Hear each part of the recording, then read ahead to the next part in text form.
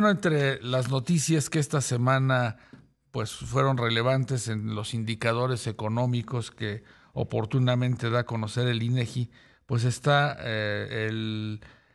los resultados de la encuesta ingreso-gastos para el año 2024.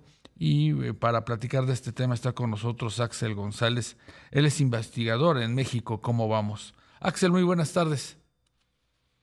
Hola Rogelio, ¿qué tal? Buenas tardes, un gusto saludarte y a toda tu audiencia. No, gracias a ti por tu tiempo. Axel, pues, ¿qué sería lo relevante de esta encuesta ingreso-gasto? De alguna manera es un indicador, pues, con toda la información que reporta esta encuesta, que es muy abundante en datos, pues, cómo va el desempeño de las familias y la economía.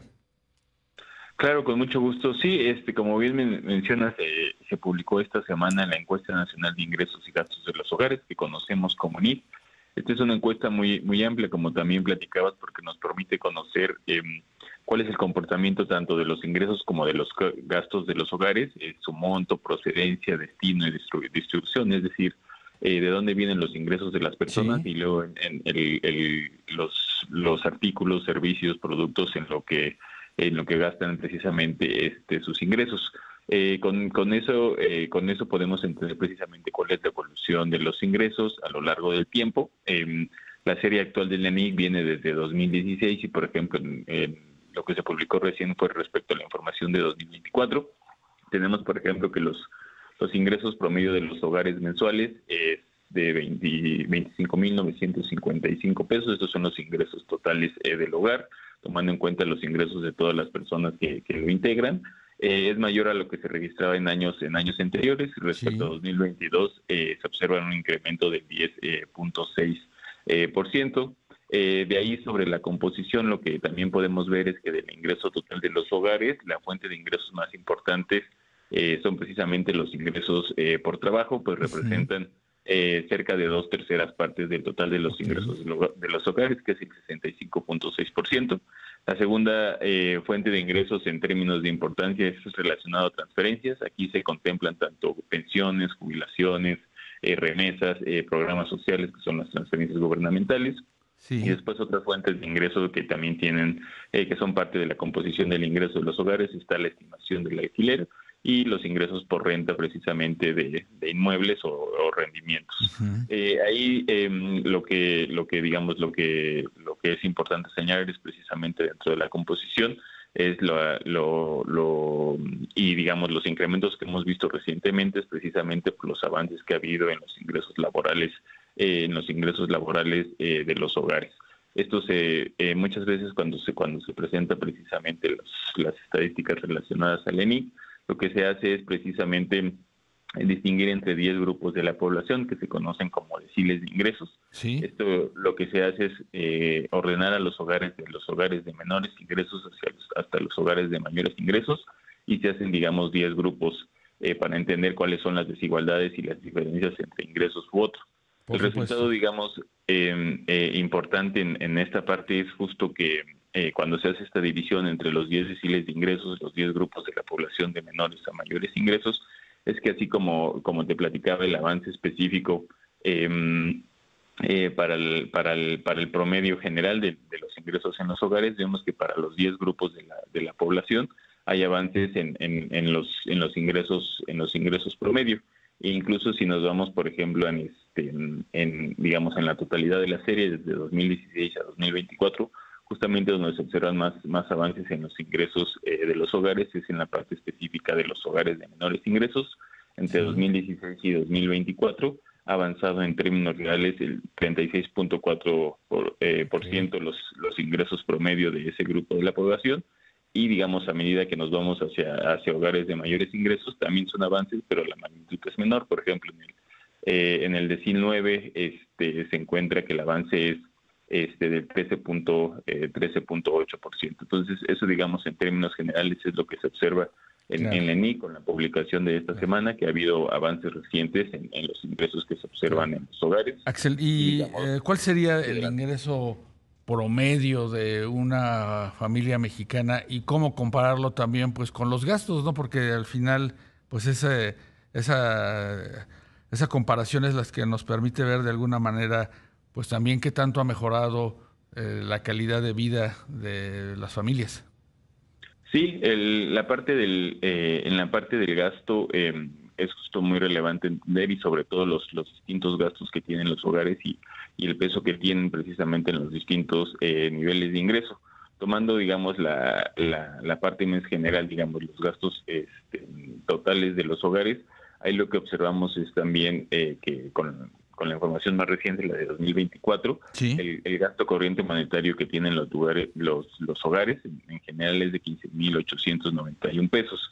Sin embargo, cuando nos vamos a entender cómo son los gastos respecto al ingreso en los distintos niveles de ingreso, digamos, aquí es cuando se empiezan a hacer mucho más evidentes las desigualdades en nuestro país. Por ejemplo, en el decil 1 de ingresos que platicábamos, que son ese grupo de la población con menores ingresos, los gastos representan el 101% del total de los ingresos. Claro, De los hogares. prácticamente todo se lo come, ¿no? Todo se lo come, digamos, y realmente, pues, y también ya cuando vas desmenuzando un poco más, ves que pues el gasto específico que tiene un peso muy importante en estos hogares es específico el gasto en alimentos. El gasto en alimentos es poco más, es el 52% del total de los ingresos de los hogares en la parte baja de la distribución. Y por ejemplo, en el decil 10, el gasto en alimentos solo representa el 14% del total de sus ingresos, aunque en magnitud es mucho mayor lo que se gasta en alimentos en el decil 10 que en el decil 1.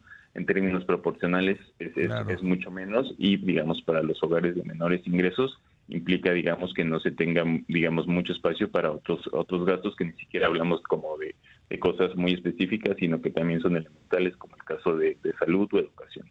Claro, la parte de salud, Axel, que nos mencionas, ahí qué sería lo relevante, sobre todo pues a partir de lo que pues muchas familias viven en el día a día, el deterioro de los servicios de salud que ofrece el sector público y por supuesto el encarecimiento tremendo de estos mismos servicios en el sector privado. Sí, justo una de las, me parece que de los resultados más relevantes en la parte de gasto, así como platicábamos, digamos, los avances positivos en ingresos, creo que una de las partes negativas que podemos desprender desde la ANIC es los incrementos recientes que se han observado en los gastos en salud, en el gasto de bolsillo relacionado a cuidados de salud. Por ejemplo, entre 2022 y 2024 ha incrementado en 8% lo que los hogares, lo que las familias gastan en temas relacionados a salud. Y si nos vamos a la totalidad de la serie, como hace rato platicábamos, entre 2016 y 2024 ha incrementado en 40% lo que las familias destinan en promedio a este tipo de gastos relacionados a salud.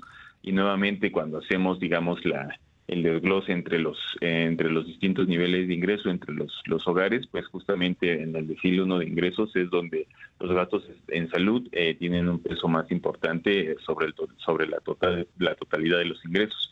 En el decil 1 los gastos en salud representan el 4% de la totalidad de los ingresos de los hogares, mientras que, por ejemplo, en el decil 9 y el 10 se encuentran alrededor del 2%.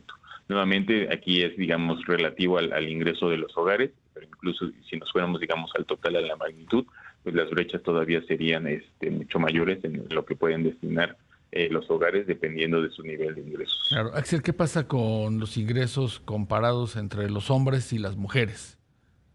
Mira, justo ahí lo que podemos ver es, hay, digamos, dos resultados. Vemos tanto que para los hombres como para las mujeres hay un avance como digamos como la parte que estábamos platicando en los hogares reciente en el tiempo. Por ejemplo, ahora en 2024 el ingreso promedio